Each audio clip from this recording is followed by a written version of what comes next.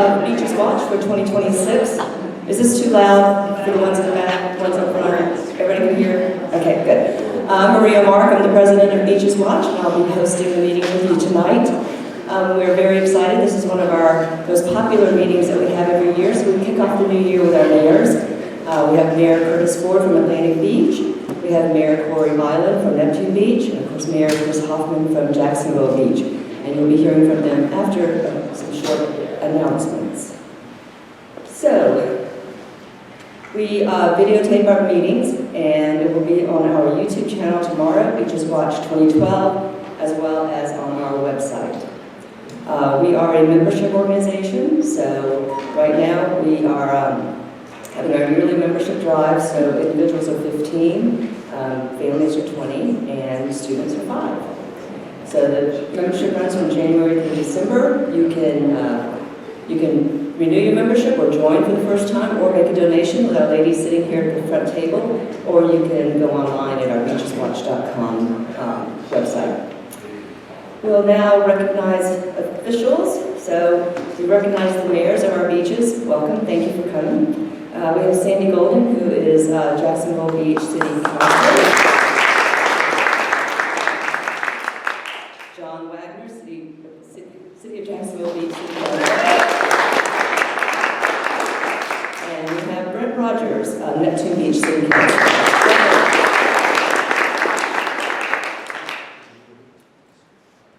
Okay, so looks like we'll have, our city offices will be closed on Monday, January 19th for Martin Luther King Day. The City of Atlantic Beach will be hosting a town hall meeting on Saturday, January 24th, beginning at 10 a.m. This will be located at our Jordan Park and Community Center on Francis Avenue. This is a really good opportunity to be able to meet with your commissioners or elected officials in a very informal setting, talk to them one-on-one, have your issues aired out or thank them for what they're doing, a little bit of everything there. So put that on your calendar. And they have them quarterly, Mayor? Is it quarterly town hall meetings? Yes. Yeah, they're quarterly. Okay. Jacksonville Beach will be hosting a joint City Council and CRA workshop. This will be held on January 21st from 3 to 4 in the Jacksonville Beach Council chambers. So they'll be talking about what the community redevelopment area has been doing, the successes, the plans for the future, and then going forward with the City Council. Legislative session, it will be kicking off on January 13th, and it will run through March 13th. So to stay informed on legislation that could impact us locally, please visit localvoicesunited.com. You can track bills, you can see what actions, what committees they're going through, and basically kind of what's going on in Tallahassee. So our upcoming meeting for February, which will be February 4th, the topic is a major topic, proposed tax changes and local consequences. Learn how property tax changes could affect local services, budgets, and our community. So this is really important. So we have our Jacksonville Beach City Manager, Mike Stefopoulos. Atlantic Beach City Manager, I think will be interim at this point. Kevin Hogenkamp and Ricky Pike from Neptune Beach. So that will be here in our library. That will also be at 7 o'clock. So just a show of hands, how you heard about tonight's meeting. Digital Beaches Leader. Okay. Facebook, our Facebook posts. Thank you. Our newsletter. Oh, yay. Wow. That's almost 100% of the room reading our newsletters. The news email, Jacksonville Today. I don't know if you're on their email list, but they really keep it informed on a small scale, but the whole region. So it's really a good website or a good email to subscribe to. Our Beaches Watch website. You ready? And just a friend, neighbor, word of mouth. Okay, some people talking to their neighbors. That's good. Okay, so I think that's all of my announcements. So we will go ahead and start with our State of the Beaches report. We're going to start with Mayor Curtis Ford of Atlantic Beach, followed by Chris Hoffman. kind of not in the order. Followed by Cori Bylund, Neptune Beach Mayor, and then we'll end with Chris Hoffman, Jacksonville Beach Mayor. So.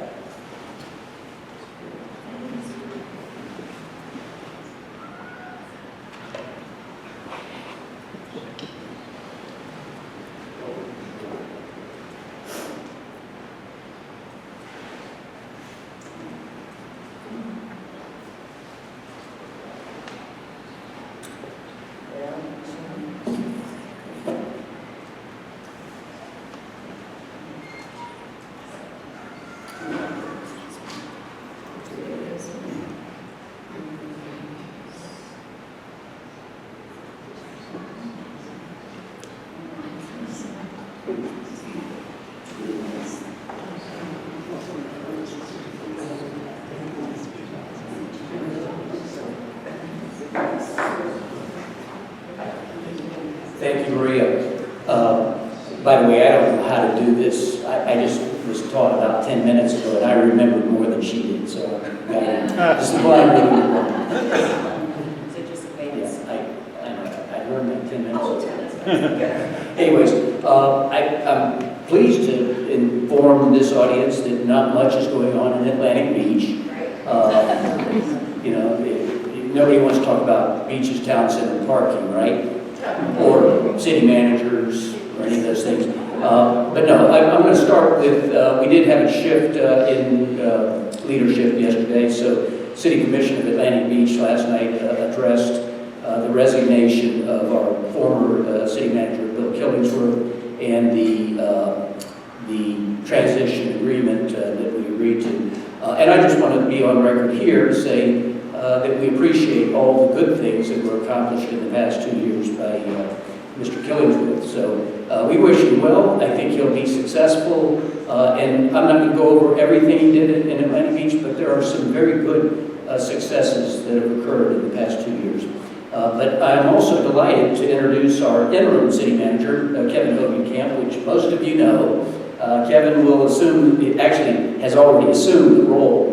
But Kevin has been with the city so many years. He's been in this position before. He's been deputy city manager for a long time. So it's a seamless transition for now, but on Monday, we'll begin that process of putting together how we're going to select the next city manager. And I'll take questions later, but I want to just talk to you about a few things going on in Atlantic Beach, and then I will talk about beaches, town center, parking. This is our city commissioners. I'll be quick on that. The guy on the bottom left is Kevin Hogenkamp's son. Sorry, Kevin. Where did we get that from? Investing in a connected and sustainable Atlantic Beach, I'm really pleased to say that we got a late start on it this past hurricane season on our stormwater project at Aquatic Drive and Hopkins Creek. But that is well underway. The main piece of it, which is doubling the size of the culvert right there at the west end of the LA Fitness Plaza, if you want to call it that, that has been completed. And we think that's going to give us a great deal of relief. But it's only a piece of the stormwater problem in Atlantic Beach, so it's a step ahead. We're delighted with how that's progressing. The Mayport Road Diet and the East Coast Greenway is finally coming to fruition, and that will begin in the next 60 days, I believe. And I want to compliment former Mayor Glasser. That was her project. And Mayor, where are you? It takes a while to get these projects finally in the ground, but that's going to be a big one. I'm going to let Kevin speak to that in just a minute, and he's also going to talk about Turtle Cove, the two unique projects. So, Kevin. Thank you. Hi, everyone. Briefly, the road diet, East Coast Greenway, will get started in the first half of 2026. As y'all may know, Mayport Road is going to be reduced from 6 to 4 lanes. This is a Florida Department of Transportation project. Imagine Mayport Road being a place where you want to go jog and bike. This is what we expect to be an outcome of this on both sides of the road. So there's going to be a multi-use path up to 12 foot wide on one side and a widened sidewalk and bike lanes on the other side. And and that project is underway soon. And that's from Atlantic Boulevard to Denton Island Road. And Turtle Crawl. Has anyone heard of Turtle Crawl yet? And not many, because we really haven't unveiled it, even though we had a ribbon cutting on New Year's Eve. Turtle Crawl is a project that we hope will connect our community. We have installed little bronze turtles created by the University of North Florida at 24 locations throughout Atlantic Beach, mostly parks and other locations. And we're creating a scavenger hunt of sorts. And the idea is to get folks from every part of town to all the other parts of town and to connect the community. And we're really, really excited. In the next month or so, you'll see publicity about that. We're excited about unveiling that. Thanks. Thank you, Kevin. This is one of our newest projects. It's underway. It doesn't look sexy yet. It will, but inside it really looks pretty cool because we've redone the demising walls, opened up spaces, reduced the number of small offices. And so this is going to be our new community center at Marshall's. And I think it was really quite a catch for us to be able to acquire it. But this will be a multi-use facility. It will be our largest meeting facility within the city, with our largest, the big room portion of it. But it's also going to support some services, veteran services, obviously things that are typical for community centers. We'll be programming different things like we do at Adele Grange, yoga, whatever, and so on. That's up to Parks Department to do that. But looking forward to that. Kevin, when? This summer. That's this summer. So probably by the end of June or into July, that will be completed. So look for that. First night, Centennial, Kevin's going to talk a little bit about that too, but I just want to say what a big wow for our city. So we hosted first night beginning, we started it at Donner and then we finished it up at Jack Russell. But first night is our celebration of a 100-year centennial. So most people realize intuitively, if no other, that we've been here for a long time, back to the 1800s, but we didn't incorporate until 1925. So here we are 100 years later. My, how things have changed. So back in 1925, there was a house directly behind me. I live on Beach Avenue. There was a house directly behind me that actually was brought in. It was a Sears Roebuck purchase, a kit home. It was brought in by train and then transferred to a wagon with a mule and pulled it to the site on Ocean Boulevard. That house is no longer. That's a subject for many of us to explore and develop over time, because we really do need to have a stronger focus on preserving, if possible, and certainly acknowledging and recognizing those homes that are historical in Atlantic Beach. But Henry Flagler kicked us off in circa 1900. 1901, we had the Centennial Hotel, and I'm sitting here with the director of the museum, and if I say the wrong year, she's going to correct me. Continental. 19... Continental. Oh, what did I say? Centennial. Oh, thanks. So close. The Continental Hotel, and that's a bygone day too, like so many of the oceanfront hotels along the Flagler line. It burned down. So here we are today celebrating, and so this year we get to kind of kick off our celebration with our first night, which was New Year's Eve at Donner and Jack Russell Park. And then we'll have another celebration yet to be determined on the date between now and July 4th, and then we'll have our 250th year celebration for the country. So a lot of partying going on in Atlantic Beach. And then these are the event I'm sorry, let me come back. Kevin, I need you to just comment on what you saw that was exciting on first night. Let's see, we drew about 400 people to Russell Park. First night is an alcohol-free, family-friendly event, and had 300 or so people earlier at Donner Park. And we also, an unexpected highlight is we had s'mores. We had more than 100 people on one of our baseball fields, around 12 campfires, and that's inspiring us to plan some similar campfire-themed events throughout the year in association with the Centennial. So our Independence Day sesquicentennial, or is it sesquicontinental? No. Event's going to be somewhere around July 4th, and it'll be, it's going to be a big splash, and we're kind of new to the party throwing business. Jack's Beach, of course, does it well. We learned a lot and get ready for a wonderful patriotic celebration of our birthday and of our country around July 4th. Thanks. Thank you, Kevin. So these are some of our events coming up. Holiday, well, we already did the holiday tree lighting. By the way, if you haven't been, we do a toy giveaway in Atlantic Beach that, bar none, is the most extraordinary event, and my hat's off to Deputy City Manager Hogan Camp and the entire team that was involved. We packed the Donner, the Gail Baker Center, we packed it. When I got there, I could not believe there were so many toys, and these kids, it was just the highlight of their year. So that was a big deal, but we have so many things. We can provide dates to you later if necessary. But I'm going to move on, and I'm going to say thank you, but not to leave the room without addressing paid parking in Neptune and Atlantic Beach. And my partner, who's going to speak shortly, should give you more details, Cori Bylund there at Neptune Beach.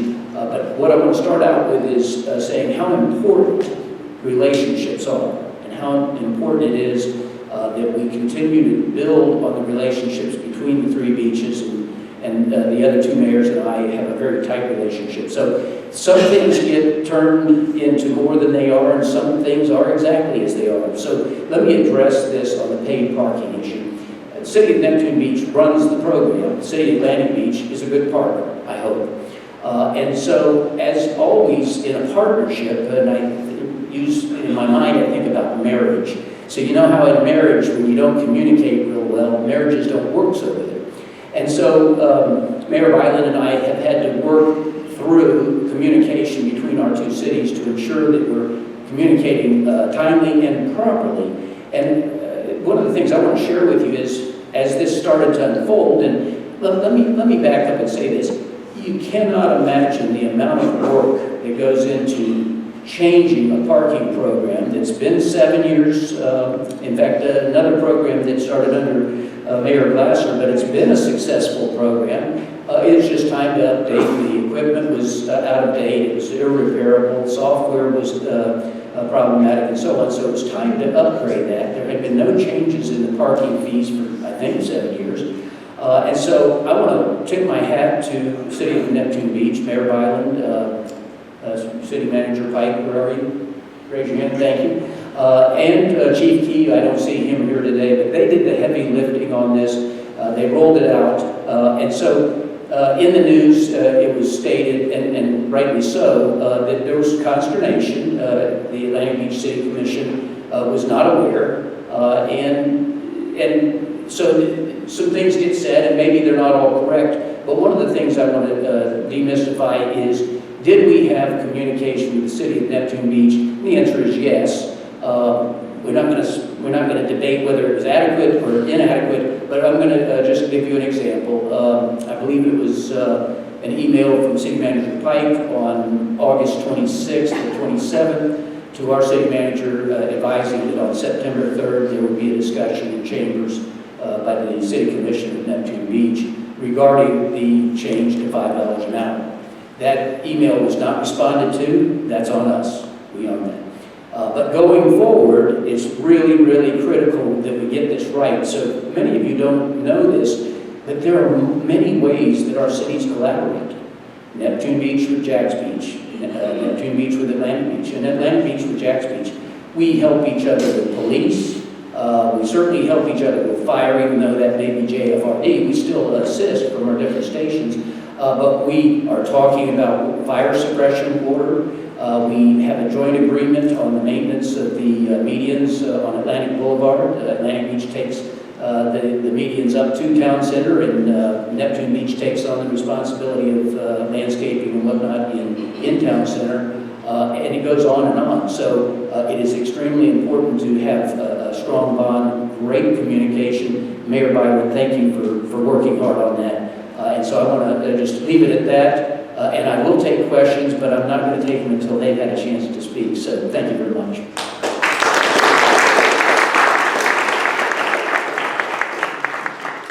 Thank you, Mayor Ford. We did have a couple of elected officials come in after the announcements. I'd like to recognize Nick Howland and Chris Miller from City of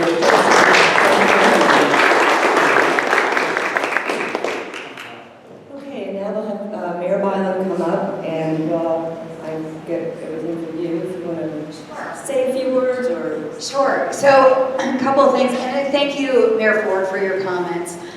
We rolled out a new parking program, and communication can always get better.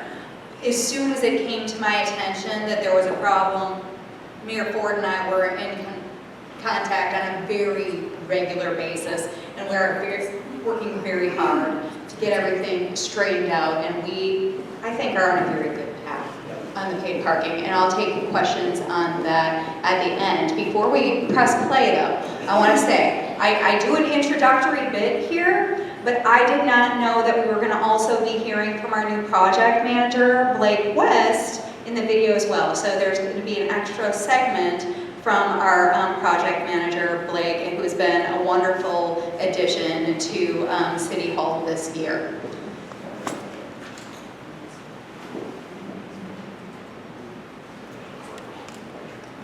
I swear it was right.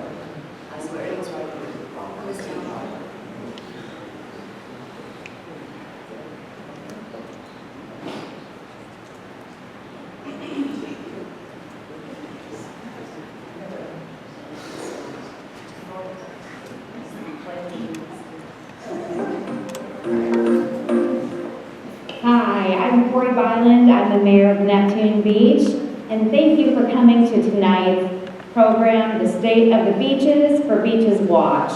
Tonight you're going to hear from our department heads at Neptune Beach about what's going on. We've had a really exciting year, and we have exciting things coming up. Daryl Calhoun is our Public Works Director, and he's going to be telling you what's happening with our infrastructure. Heather Whitmore is our community planner. She's going to tell you what's going on in Neptune Beach and what's going to be happening in 2026. Chief Mike Key is going to tell you what's happening in our police department. And Colin Moore is our Director of Parks and Sustainability. We have big things happening in all of our parks, but really, Jarboe Park is going to be finishing its last phases in 2026, and we're going to be having an amazing event called the Jarboe Jubilee in June. So, enjoy the presentation. Hi, good morning. I'm Daryl Calhoun, Public Works Director for the City of Neptune Beach, and today I'll be telling you about a few of our projects we took care of this year.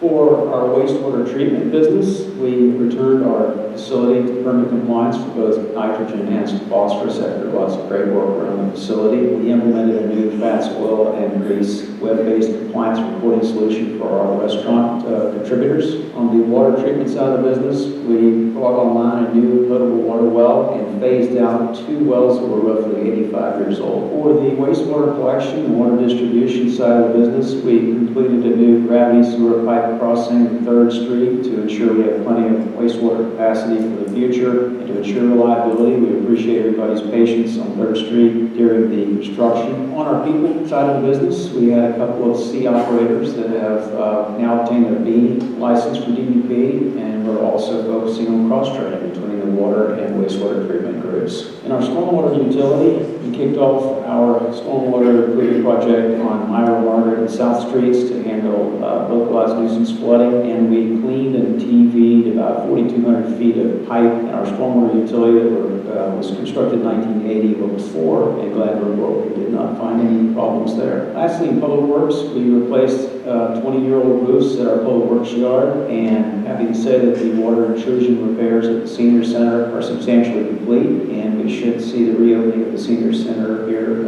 early in 2026. Hi, I'm Heather Whitmore, Community Development Director. I'm going to tell you about our 2025 year in review and upcoming development for 2026 in Neptune Beach. This year, Neptune Beach saw a lot of new development, and next year is going to be even more exciting. First, we have the Chipotle on Atlantic Boulevard. It's been open since late summer. Upcoming next will be a recreational lounge on Atlantic Corridor as well. It will have all kinds of activities like a pickleball court, mixed martial arts, as well as karaoke and cocktail lounge. Following that, we anticipate that all these will be opening up in the former Winn-Dixie location on Atlantic. We know that a Fifth Third Bank will also be coming to Atlantic Boulevard in the old KFC location. We also have 7 Brew anticipated to come on the Atlantic Boulevard corridor right in front of Winn-Dixie beside the ViStar. It'll be a drive-through coffee shop. In 2026, we expect to welcome Red Brewing to Neptune Beach. It'll be a beautiful remake of the old Dave Mag Movers on West Atlantic, just in front of the D&D. It will have a small brew house, a restaurant, and outdoor seating. Finally, the most exciting new development we can anticipate in 2026 is the Jarbo Park office building. It'll be a beautiful 2-story modernist building with integrated landscaping into Jarbo Park. This will be the greatest investment the Neptune Beach has seen in the past 5 years. In 2026, we will continue to focus on quality service, the fastest, the friendliest, and the most responsive permitting office in all of Florida. We're focusing on quality professionalism in our staff. As many of you know, our longtime employee, Piper Turner, will be retiring in 2026, so please make a point to say goodbye to her before she leaves. Thank you for making 2025 fantastic, and we'll see you next year. Hey everyone, Chief Key here. For this year's 2025 year-end review, State of the City Address, we're going to do something a little different. We're going to take you on a ride along with the members of this agency to hear directly from them about our 2025 accomplishments. Let's go. Hey Phil. Hey Chief, how you doing, sir? Good man. Appreciate you riding along. Yes, sir. Officer Phil Mazzo. I've been with Neptune Beach for about 5 years now. I've been with another beach agency for about 5 years prior. And now I'm one of the motormen. Awesome. With the agency. All right, so we're going to talk vehicle graphics. This year in 2025, the agency got an entire rehaul of the vehicle graphics, which are really fundamental for your brand, right? The brand of the police department. Can you tell us a little bit about it? Yeah, I think they've been widely accepted by the public. Previously, we had a bunch of cars that were unmarked and marked, and now that all the vehicles are marked, it gives us a more professional, clean look across all of our vehicles. I think it's also a pretty cool thing that we incorporated the badge that we wear every day into the decals. That was a pretty cool thing that we did. You mentioned you were a motorman as well here. We have 2 motorcycles. They add a lot of community involvement. The motors can get into sure places that... Oh yeah, the cars can't. Yeah, for sure. So yeah, it's definitely a huge benefit for an agency to have. Well, Phil, thanks so much for taking me on a ride along. Yes, sir. Talking shop. Yes, sir. Yeah, appreciate it, man. That's it. You too. My name is Joe Zanto. I'm a police officer here at Neptune Beach. So this past October, we were just recently re-accredited. How important it is to our agency, to our community. It's a voluntary process. It encompasses rigorous, almost 300 standards. Sometimes they'll ask about police pursuits and other, important subjects. So another big project we did this year, early on in 2025, was roll out our school speed safety camera program. People have slowed down. People still do speed, and they speed still, unfortunately, through school zones. Have you seen much of that? The school year, I spend most mornings and afternoons, some time in the school zone, doing enforcement. And I've certainly seen a drop when I've been out there monitoring down things such as cell phone violations, which you also can't use in the school zone. So I think it's also allowing us to look for other violations besides just the speeders. For the past decade, we've had a standing order to make sure during school zone hours that if a patrol unit is available, we make sure we're in the zone to be able to slow speed down. And a call for service comes out, it draws resources away from those school zones. One of the great things about technology is that it's not saying we don't have to do it anymore. It's just giving us the availability to make sure that something's always being done. Joe, appreciate the ride along, man. Yep. See you next time. Good. Jason. Chief. Good to see you. Yes, sir. Jason Haynes, police sergeant, currently assigned to the Bravo Squad, Serving military. United States Coast Guard, and actually did some counter drug operations. Well, I appreciate your service. So we're talking training. a lot of advancements in our training curriculum, and I know you in particular have really elevated Neptune Beach Police Department's training program. Can you tell us a little about it? What I do is I handle the high liability training, so that includes a medical CPR first aid component, firearms, vehicle operations, and defensive tactics. So throughout the year, there's FDLE mandate in each one of those topics. I think we've been able to elevate that specifically as an example with our firearms program. It's easy for somebody to stand there on a flat range and shoot a target at a comfortable pace and say that they were successful and at the end have a very pretty piece of paper. The reality is that that doesn't advance a skill set to a point to understand where you need to be in order to be effective or advance your ability to be effective. So, Jason, thanks so much for taking time to spend a little bit of time to talk to me about all you do at the Neptune Beach Police Department. I genuinely appreciate everything you do. Yes, sir. I appreciate you coming out and taking a ride. Yeah, for sure. All right, last but certainly not least, the midnight shift of Bravo Squad. Thanks for sitting down with me for a little while and talking body-worn cameras. So the agency went to them just this year. Tell us a little bit about it. They've been a great tool for rescue purposes. I gathered evidence and then utilizing them on our traffic stops, and then just giving the citizens some feeling of just knowing that everything's being reported.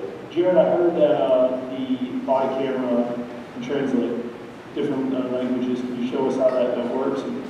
Hello, I'm Officer Guys, Neptune Beach Police Department. Hola, soy el oficial Hayes del Departamento de Policía de Neptune Beach. Yeah, super helpful. All right, guys. Thanks. Appreciate your time. Let's get up. Sir. All right, and that's a wrap.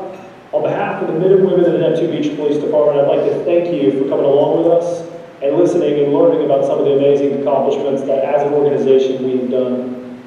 As always, take care of one another and stay calm. Thanks. Have a great new year. Hello, I'm Kyle Moore, the Neptune Beach Parks and Sustainability Director, and occasionally King Neptune for special events. Some of our current projects for this past year and some that we have scheduled for the future. This past year, we're excited to have added new beach showers at two of our most popular accesses, Linden Street and Florida Boulevard, and additional showers planned for C8 Avenue in 2026. We are also working with U.S. Congressman John Rutherford's office on new nude walkovers at 8 locations with a federal funding request of $1.6 million. We are in the process of implementing stormwater improvements for bottlenecks in the Hopkins Creek drainage system. State Representative Michael and Senator Yarborough have assisted us with funding for new culverts at Bay Street and Davis Street, and the city of Jacksonville has provided $9 million for culvert replacements at Florida Boulevard and Forest Avenue. These projects are currently in the planning phase, with construction anticipated for 2027. And finally, for special events, in addition to our Eco Easter egg hunt and movies with the mayor, we're going to introduce a new event in 2026, the Jargo Jubilee, to celebrate America's 250th anniversary. Please join us at Jargo Park on Saturday, June 13th for music, games, and festivities. All right, well, it's been a great year for the Parks and Sustainability Department, and hope to see you on the beach soon. Another great addition to Neptune Beach is hiring a dedicated tree professional. That's me as the city arborist, as well as a project manager, so we can have more trees that are beautiful like this one for people to enjoy. Major city beautification project we undertook was the redesign and planting of the butterfly garden in the center of Jargo Park. It's a beautiful space surrounded by ponds and fountains, and now you can come here in the summertime and be surrounded by flowers and butterflies galore. Looking forward to phase 2 construction at Jargo Park.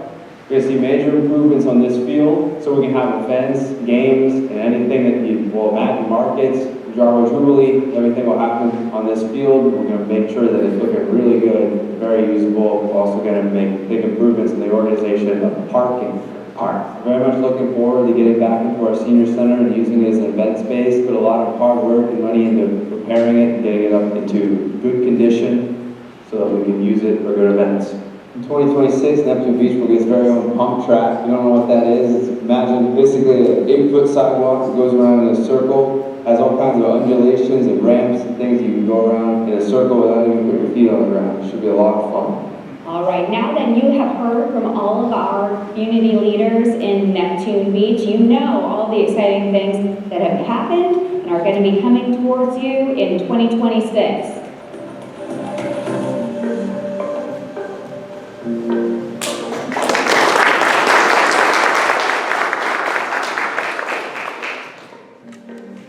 So my favorite, and it's a beautiful place to live, it's safe, all of that does not happen by magic. It takes all of the work of all the people who work in our city hall, and they really are a dream to work with. Everybody is. I want to highlight just a few things that we've done on City Council, though, this year as well. For the first time in years, we've had a finance committee that's chaired by Councilman Brent Rogers. The finance committee has done an amazing job making sure that our budget is lean. And we have an excellent financial outlook for Neptune Beach. Our audits are all up to date, and we are looking great. We're in great shape. We also have a new historical review board in an effort to preserve some of our historical properties and make things easier for them as far as redevelopment. So those are a couple of the bigger items that we've done for the first time in a long time in Neptune Beach, and I'll be happy to take questions after we hear from Mayor Hoffman.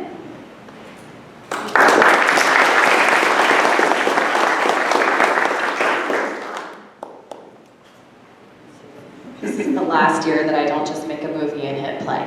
This is it. That's what I'm doing next year. While we're getting that pulled up, I will say I was excited to hear a lot of those business updates in Neptune Beach. Does anybody remember when that smooth or day and night moves was at Long John Silver? Raise your hand. You guys are the OGs around here.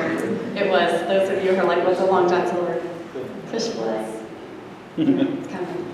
I'll start off by saying I want to thank our communications department of one, Jacob Board, who put this presentation together for me this year and has done it every year. But he's now a communications department of two as of Monday, right? So we have a second person. Our council has asked for a real focus on communicating, not just with our citizens, our businesses, but even internally. So we put a real focus on doing a review of our communications processes, deficiencies, things like that in this past year. So I'm excited that he'll have another person on board to continue the really great things that have already started. Hopefully you've seen the Take Two Tuesdays, a lot of our social media posts, and our newsletter that's going to be becoming a, sorry, I'm setting a timer. Just want to see how long everybody talks. I'm not competitive. Okay, yeah, I'll do it. Thank you. Okay.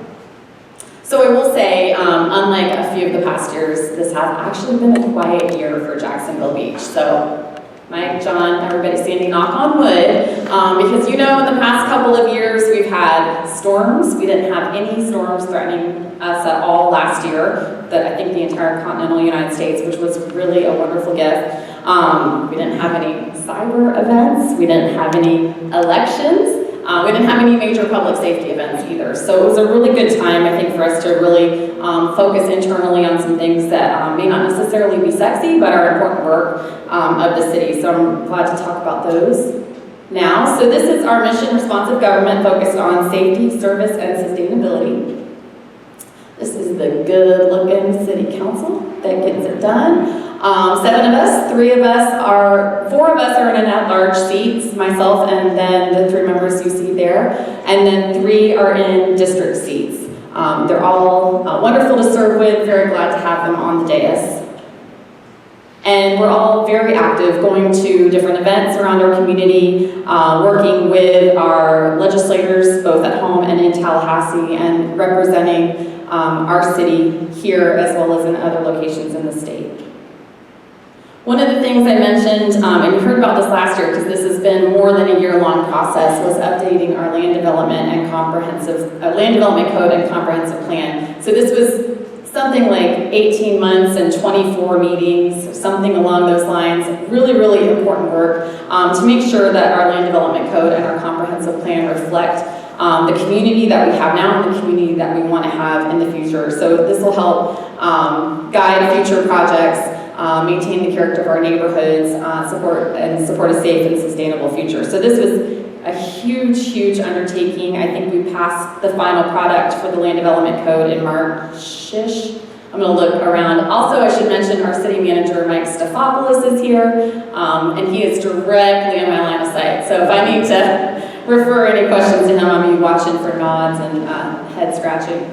Some of the fun events that I think you guys are probably all really familiar with, the opening of the beaches, is our annual event at the end of April. We're really trying to bring that kind of back up to being a big event beyond just the parade. So you're starting to see some other things come back, the sandcastle contest. I think we're going to be doing more volleyball contests, things like that throughout that weekend to really kick off our season, which we know there's really no closing of the beaches anymore. We're busy year-round, but this is a really great celebration and opportunity for our community to come together. The Jacksonville Beach Country Fest was another huge success this summer out there at the Seawalk Pavilion, and I'll talk about this year's in a minute. And then Deck the Chairs, everybody? Did you go? Okay. I think this was the 13th season. Sound right? Something like that. Curtis Loftus and his crew have been out there. It's just gotten bigger and better every year. I think it can't get better, and it does. And so he's brought in a lot of things like Tuba Christmas, mine and Sandy's favorite event, the Gator Bowl, pep rally, things like that. What's that? I didn't know that. We brought the Nutcracker Ballet. So the Florida Ballet came out and performed segments from the Nutcracker, and that was definitely a keeper that I think we'll see them do again. So wonderful event to really activate our downtown in the quieter winter months. We have infrastructure projects going on. My favorite, we'll get our communications people on better naming of these projects, but the 900-day project is going on down towards the south end in the area. I'll know it by the businesses because those are the ones that call me, but Breezy's, Caribbean Connection, down there, you see a lot of work going on. It's stormwater drainage, it's water mains, it's repaving, it's paving alleyways, it's restriping parking. There's a lot going on down there, and I think we're still on track to finish 200-ish days early, so we did incentivize our contractor to finish early, and they are really working towards that. So again, that was something that was helped by not having storms, because you know when the storms are coming, we shut everything down and have to ramp that back up again. The Pure parking lot is finally almost done. It looks beautiful. If you haven't been by the entryway on 4th into the parking lot there, re-landscaped, the entryway looks beautiful. There is low-speed vehicle parking in there now, and it is very heavily used. So if you have a golf cart at the beach, make sure you're registered for when we have paid parking going on if you're a Jax Beach resident, but it's going to be a really nice, sometimes that's people's first stop on a Jacksonville Beach, and we want that to be a nice reflection of that. Substation upgrades, Beaches Energy, that left-hand corner is a video that I don't have the technology to play. Worry about that.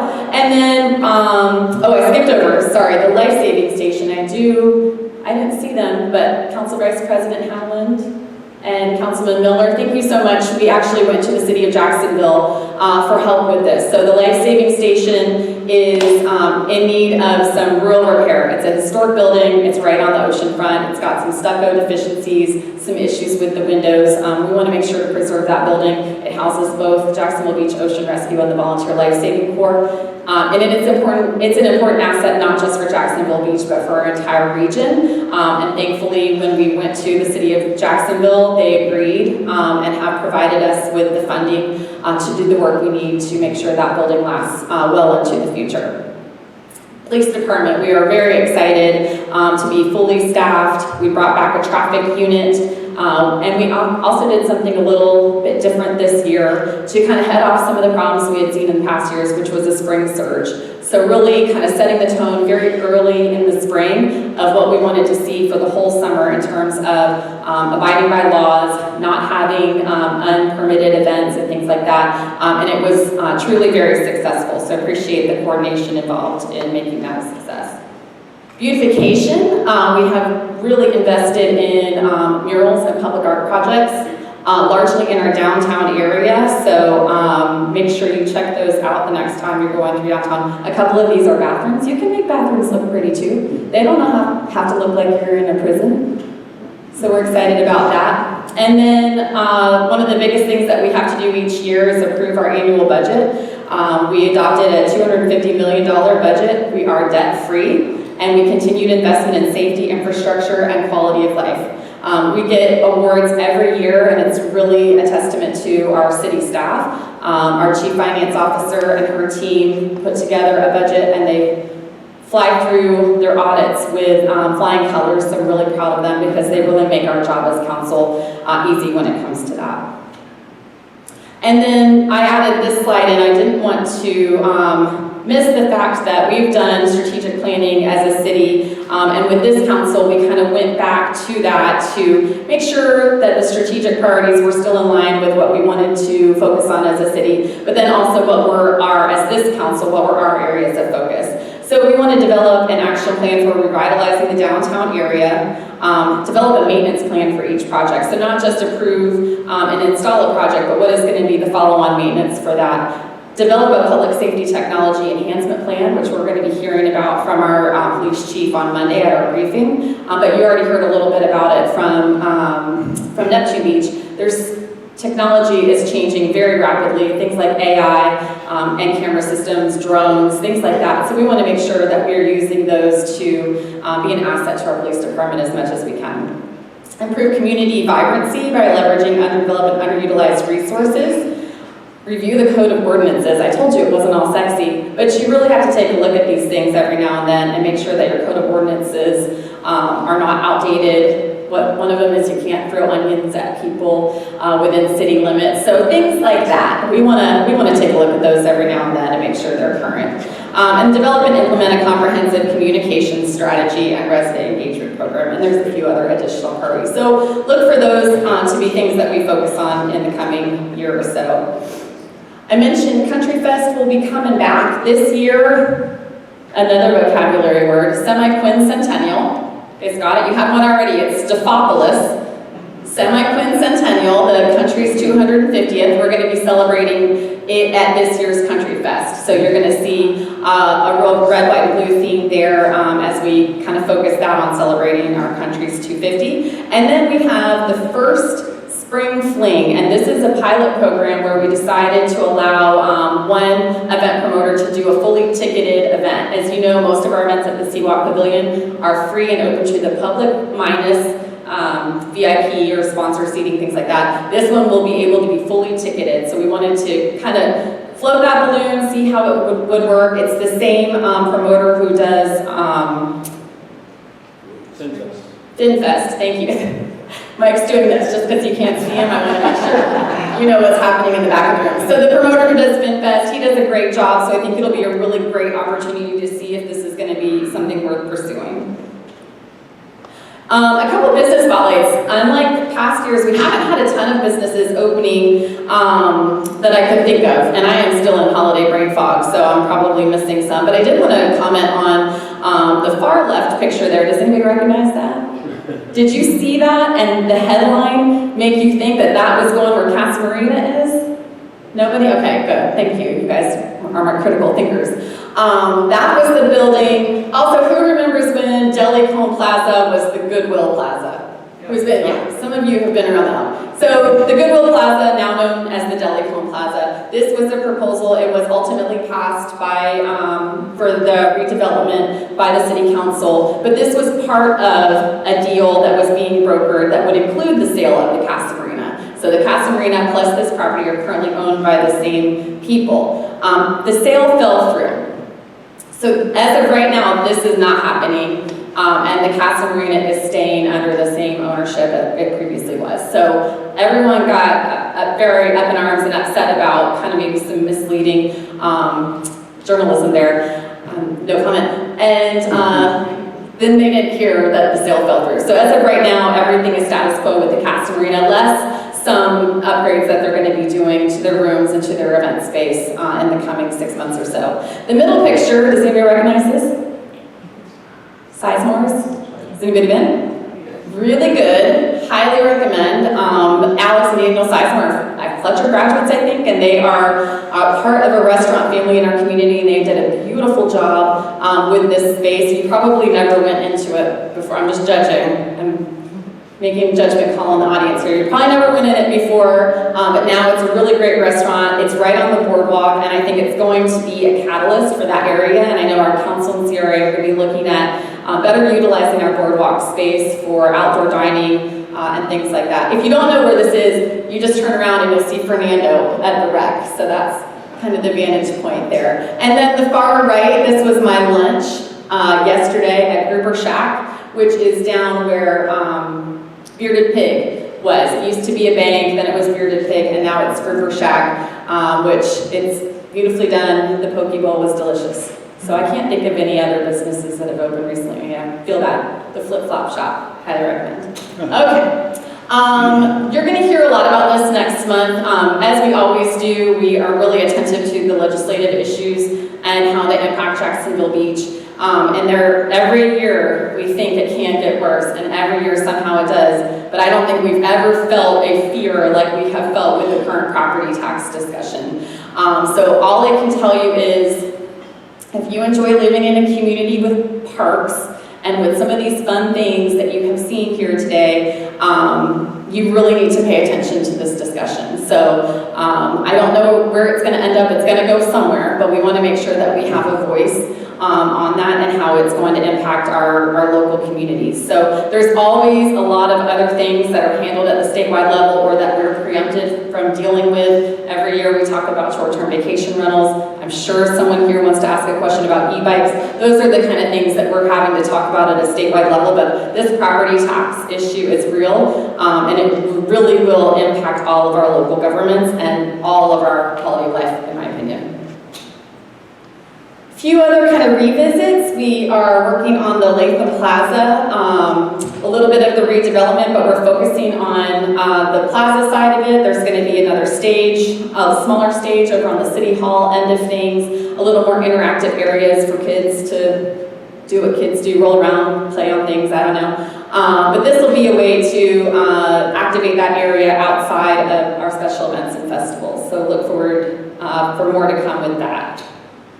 And then this is a passive part. Both of these are CRA projects, Community Redevelopment Agency. So you already saw we have a joint meeting on the 21st to discuss these with between the council and the CRA. So this will be down at the corner of Jacksonville Drive and South Beach Parkway. So we're really trying to encourage some of those off-street uses for bike riding, walking your dogs, things like that. I don't have a slide about urban trails because we have spent a lot of time talking about that in the past few years, but I will say that we are really focusing on the school area. So the complex where you have San Pablo, Fletcher Middle, and Fletcher High School, we have some really deficient sidewalks there, and we have a lot of kids walking, riding bikes, skateboarding, what have you, to get to school. So that'll be our focus, at least to start with.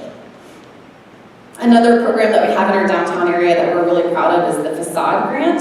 So this is where our businesses can apply for grants to be reimbursed for improvements that they're making to their exteriors. So Best Western is one example. Casa Marina put new windows in. If you've been to Bricks, they put a kind of a roof with louvered panels over their patio, and it's just beautiful. So they've all made really great upgrades. It could be for painting, it could be for awnings, things like that. But we took the success of that, and now there's going to be a safety grant so that they can use that to help with camera systems, better lighting, some of those design principles that will make their businesses, and then ultimately the people that are around their businesses safer.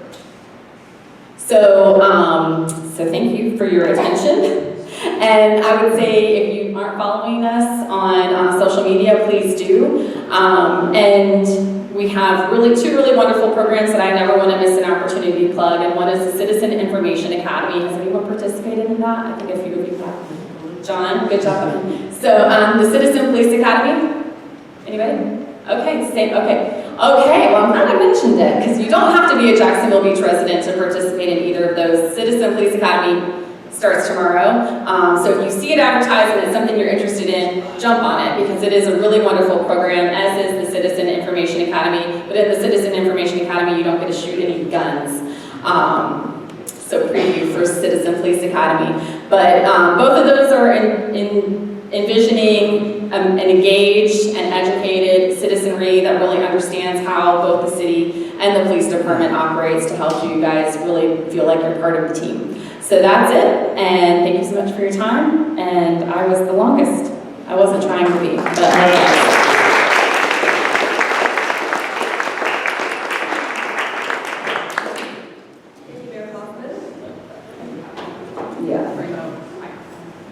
Okay, so if I could have all three mayors come back up front, There's a handheld microphone. I have a microphone, a roaming microphone. Does that work? Jackie, will y'all go over? No questions, right? Let's go. So before we begin, we will have Q&A. Just a few rules, house rules. Please raise your hand, wait for Jackie with the microphone to come to you so everyone can hear your question. Please keep your questions subject focused, no personal remarks unless they're nice. And please keep your questions as brief as possible so that we can make sure everyone has a chance to ask their question. So, first question, raise your hand, go ahead. My name is Colin Barkledge. I'm in the 8th grade at Seaside Charter. You might know because we talked earlier, but I understand that charter schools are a pretty hot topic at the moment. But are you involved in the decision making for the School of Hope, and is it affecting any of your schools?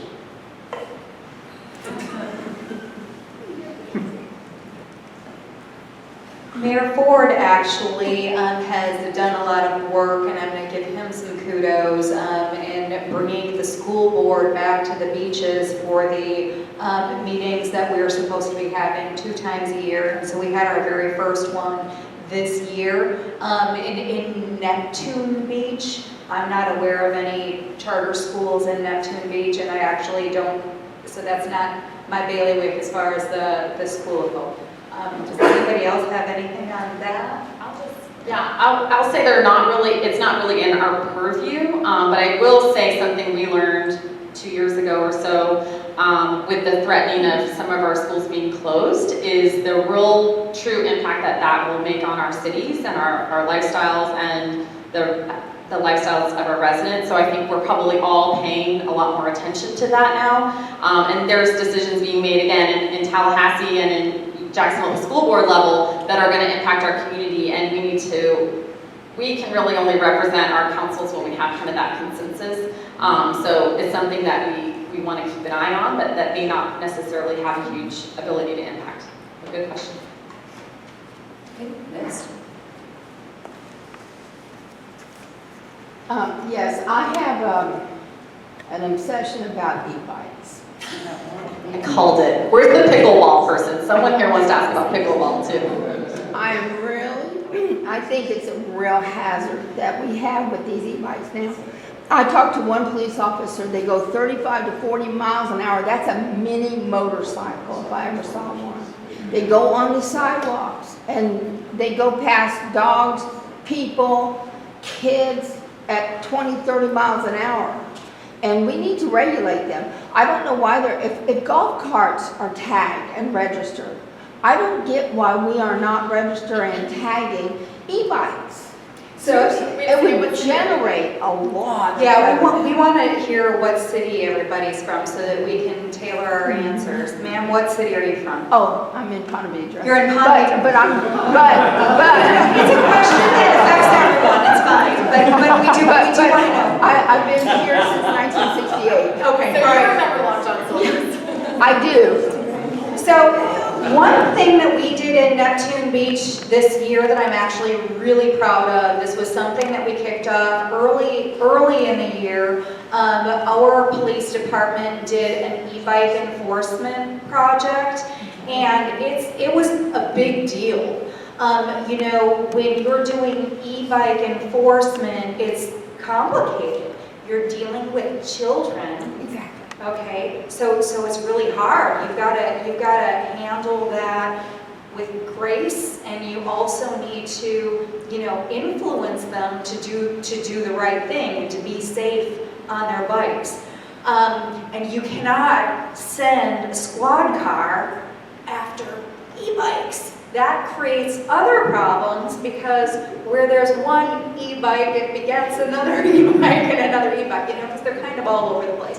But I'm really proud of the operation that Chief Key did with our police force in Neptune Beach. It was a big deal. We spent some time doing public relations on this to get the word out and to let parents know that it really is their responsibility to regulate their children on these bikes. Our state legislature has decided that e-bikes are the same as a regular bicycle. Boom! There's nothing that we can do in our cities or on our city councils to change that.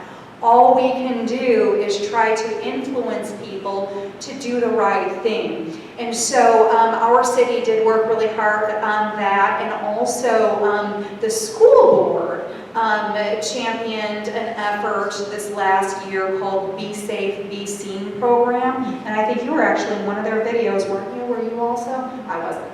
Just he's the star. But yeah, so be safe, be seen, because we want these children to get to and from school safely. And the e-bikes are an issue, absolutely. But hopefully that answers your question with respect to what can I do. Can I make a suggestion? Sure. Why aren't we tagging them and registering them? And why aren't there age restrictions? So, first of all, I'm going to take that on because we might very well like to do that, but Florida legislature trumps on that. E-bikes are treated the same as bicycles. So until your legislature will change the law, then we're going to treat them as bicycles. Doesn't mean we don't have remedies. So as an example, we did pass our first e-bike legislation in Atlantic Beach this past year, and we regulate now, I believe, Mr. Hogenkamp, you cannot exceed 10 miles an hour on a sidewalk. That's correct. Yeah, so things like that. Now, here's, sometimes we want government to just fix it with a law, and sometimes that just doesn't work. So it's a multi-pronged approach, and the second one is our police officers will actually take a youngster home to their parents to have a chat. And there's nothing more effective. I grew up in Neptune Beach, and I got a ride home by a former, much long ago, Neptune Beach police officer to my house to have a chat with my father, and that worked. So it's multiple things, but what I will tell you is this. Let's not get too excited. We are on it. We all recognize, all of us see it, right? So we did our first pass this last year. I think we'll revisit it and probably add some things this year. What I did not want to do last year was knee-jerk and try to solve everything when we really don't know. And I'm going to give you a great example. And you'll have an opinion. Feel free to share it with me afterwards, because this could go on and on. But we were going to legislate or require that no e-bikes on the beach in Atlantic Beach. Sounds like a good idea. Not so. When I started getting calls from people my age who said, I like to go on the beach, and the ability to use an e-bike allows me to go through the heavy sand and so on. So why would we legislate and penalize law-abiding citizens because of a few that are not? So we need to solve that. I'm not saying we won't legislate it, but I want to be slow to react and develop answers over time. We want your residents to get on the e-bike and ride down to Jack's Beach for dinner at Sutton. No, I'm just kidding. I'm not kidding, but just to add, agree, and a more general point is all of this, even the things that we can do that we aren't preempted by the state, require a plan for enforcement. So we can put it on the books all we want, but then are we going to have police on every corner waiting for someone to drive by on an e-bike? It's not necessarily realistic. So I think some of the education and the targeted enforcement that has been effective in the other cities is important. The other thing is I'll get an email from someone and they will do a litany of, I just saw some e-bikes, and they'll name things that are illegal for them to be doing. So call the police. If you're seeing someone, and this is a general blanket statement, not just for e-bikes, I can't tell you how many times people say, well, I saw this, or someone's suspicious, or whatever. That's what they're there for. The police department you are a taxpayer in this community, or close to our community, and that's what they're there for. So we don't know that there's a problem until we're made aware of it. And when it's coming to me in my inbox, I can't necessarily do anything with it at that time. So that's just more of a general statement. I just want to add one thing, and you correct me if I'm wrong on this, but another thing, I don't know if you've observed this over the last number of years, but we've gotten pretty soft and lax about people not stopping at stop signs. And when it first started happening and it was the end of the street stop sign, probably not so big a deal, but then now it's the stops, or the light at town center. It's an actual red light, and bicycles go through it. And I'm not talking about e-bikes, I'm talking about all bikes. And we've stepped up enforcement. I believe Neptune Beach has stepped up enforcement. Now, enforcement doesn't always require a ticket, but just the inconvenience of being stopped by a police officer and having a discussion, we're trying to get the attention, because we really need to rein that in. Not to be heavy-handed, but having bicycles blow by, and now that we have e-bikes doing 30, 35 miles an hour, it's a real dangerous thing. So we're trying to enforce in that fashion. Can I just add something to what you just said? Yes. I see adults driving their cars through stop signs. Yes. So we have adults that are leaving giving kids bad ideas. So we as adults need to be doing things the right way as well. So. And Sandy, it starts with me. Right, exactly. Well, I mentioned Next question, please. Yeah, we gotta go to. Any other questions? Serious? What? No? You guys did such a great job. Oh, seriously? Oh, wait, there's one. Somebody in the back. Somebody bold. Tim McClellan, I grew up in Neptune Beach, live in Jacksonville Beach now. My questions with the body cams and the new traffic cameras that are coming through. Some of the information that's going around with those traffic cameras is, let's say it's a $100 ticket, maybe only 10% of that revenue is actually coming back to the beaches itself.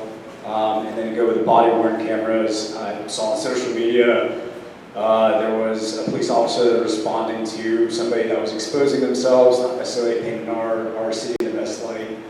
So two questions there. How does that get approved and necessarily get put out on social media? And the second one with the actual budget of the additional tax on the resident versus the actual revenue coming back to the city. What was the kind of driving factor behind that? And I may have been misinformed. Sure, fair question, and I will answer what I can answer, okay? So on traffic tickets, not speed camera tickets, like traffic tickets when a police officer pulls you over, in Neptune Beach, we only receive a very small fraction of that citation. So if somebody gets a ticket for running the 5-way and it's a $250 ticket, we might receive $50 from that or less. Because of the fact that our courthouse and all of that infrastructure is in Jacksonville. So a lot of that money stays in Jacksonville and does not come back to Neptune Beach. So that is something that I know on traffic tickets, so that'd be speeding tickets, red lights, whatever. On the speed camera tickets, those are $100 tickets. And guess what? Not very many are going out. When we started the program, we did a traffic study that showed that there were going to be some, and it was a huge number. It was like 272 violations a day between Florida Boulevard by NBE and Beaches Chapel. And as soon as those cameras went up, everybody started to behave. I mean, it's like a miracle. People started to behave. Now, on the cost on that, TK, because the people want to know from a taxpayer's perspective, what is the deal on that?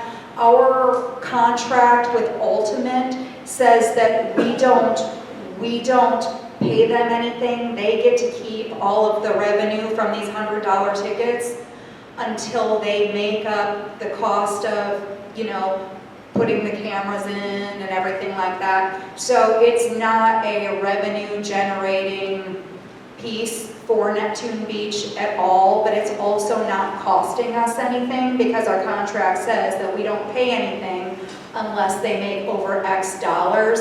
And because of the fact that we haven't even had, I think, a full year yet, I think this might be the first full school year.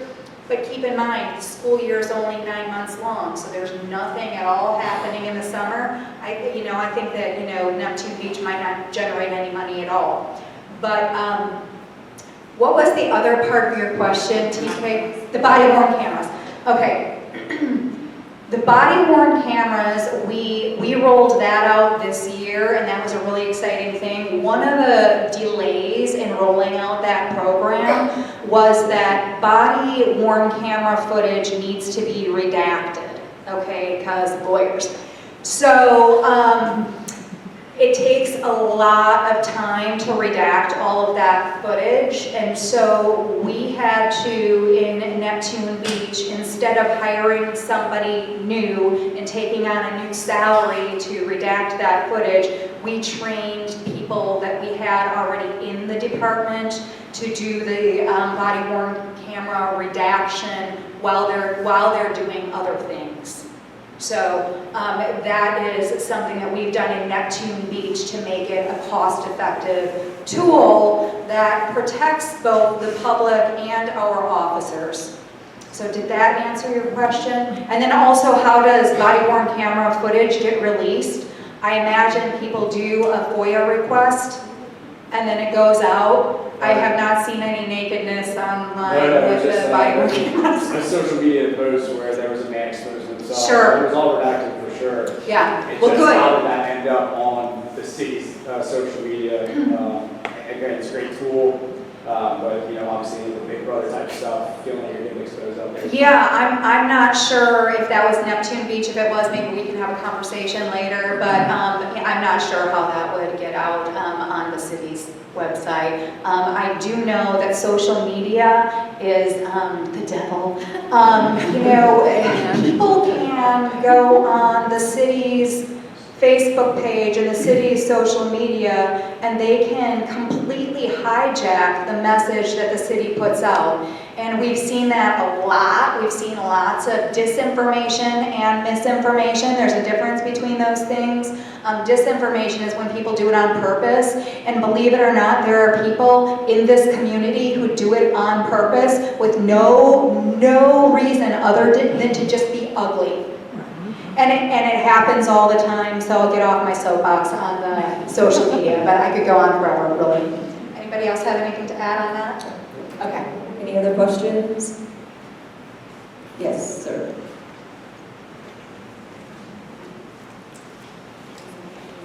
Well, maybe to close this out, Mayor Hoffman, are there vegetables other than onions that we can throw at him? Thank you for the softball, Kevin. I don't know.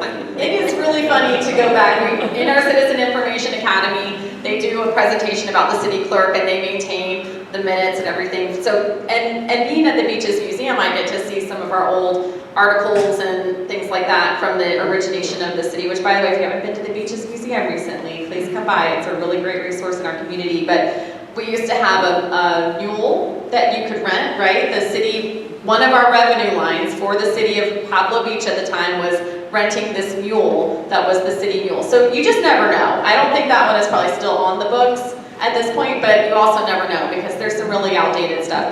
But onions for sure, I'm sure lettuce, tomatoes, anything that's a good topping for hamburgers probably on there. But yeah, great question. Thank you, Kevin. Nobody wants to know about pickleball. I spoke too soon. Mayor Hoffman, yes. I'm in Atlantic Beach, but you guys recently changed your impervious surface ratio on construction on lots. Mm-hmm. And I was wondering, what tactic have you guys decided to take to control flooding? I understand you're doing water vaults or something like that.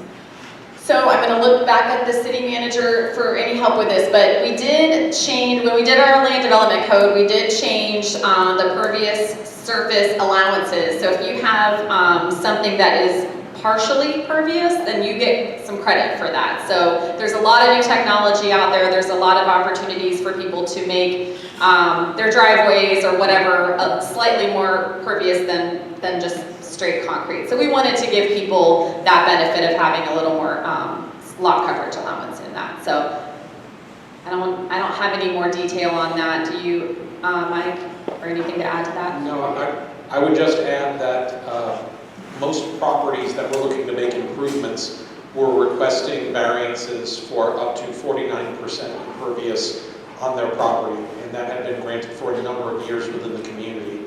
So by putting it in the code that you could go up to that 50% mark is really just codifying what had already been a standard practice. And the city, as the mayor indicated, the city did not really have a good handle on giving partial credit or credit for partially impervious surfaces that were being used or partially impervious materials. So if you think about a deck, you know, a deck has gaps between the boards and allows the water to percolate through the gap and into the ground. We did not give credit for that. If you put in a deck, it was considered 100% impervious surface. And now there's a factor that's applied to decking that gives it some partiality. And there's also concrete pavers and other types of materials that can be used to apply into that formula as well. I'm going to round it out because I just want to acknowledge this is a big issue. It has different degrees of importance in the different cities, but it was a big deal in Atlantic Beach this past year, talking about and actually amending our code. What we did, just a couple of light things, but we re-allowed for allowing 50% pervious for appropriate pavers, permeable pavers.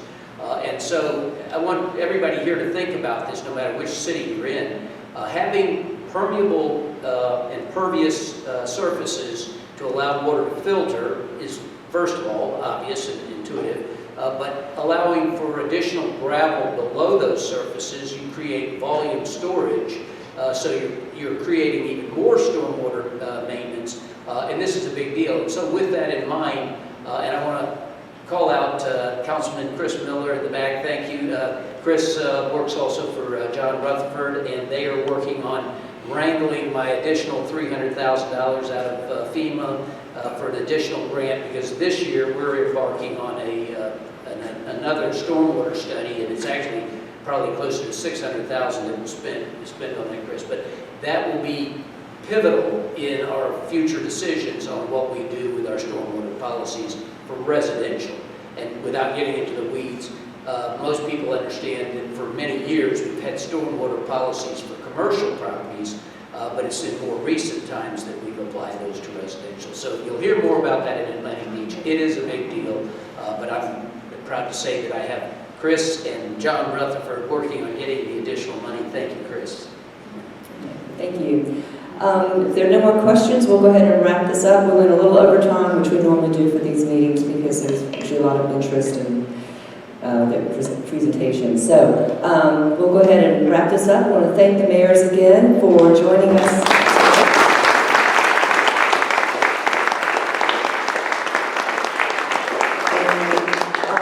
One more favor. For those who are physically able, if you could help us stack these chairs, we can get out of here much quicker. So thank you.